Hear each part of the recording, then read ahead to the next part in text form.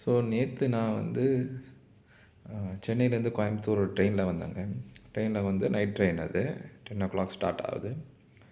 So என்ன ஆச்சுன்னா எல்லோரும் படுத்துட்டாங்க. காலையில் ஒரு 4 மணிக்கு பார்த்தீங்கன்னா ஒருத்தர் வந்து ஸ்பீக்கர் ஃபோனை போட்டு பாட்டு கேட்டுக்கிட்டு இருக்காரு. எல்லாம் தூங்கிட்டு இருக்காங்க. அப்போ தான் ட்ரெயின் வந்து 6 மணிக்கு தான் ரீச் ஆக போகுது கோயம்புத்தூர். ஆனால் இவர் வந்து 4 மணிக்கு எழுந்துச்சி உட்காந்து பாட்டு கேட்டுட்ருக்கார். ஸோ நான் என்ன சொல்ல வரேன்னா, ஒருத்தர் எல்லாம் தூங்கிட்டு இருக்காங்க. இவருக்கு பாட்டு கேட்கணுன்னு இருந்தால் இவர் ஒரு ஹெட்ஃபோன் யூஸ் பண்ணி பாட்டு கேட்கலாம்.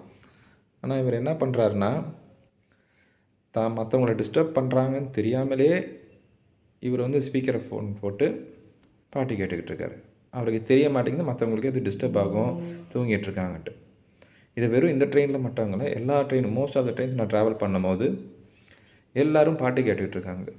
ஸோ உங்களுக்கு பாட்டு கேட்கணுன்னா நீங்கள் ஹெட்ஃபோன் போட்டு பாட்டு கேளுங்க.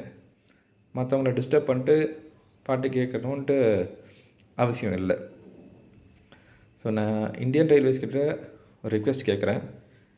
இந்த மாதிரி நீங்கள் வந்து ட்ரெயினில் ட்ராவல் பண்ணும்போது மியூசிக் ப்ளே பண்ணக்கூடாது, லவுட் ஸ்பீக்கர் போடக்கூடாதுன்னு ஒரு ரூல் கொண்டு வந்தீங்கன்னா it will be helpful for the other passengers. தேங்க்யூங்க.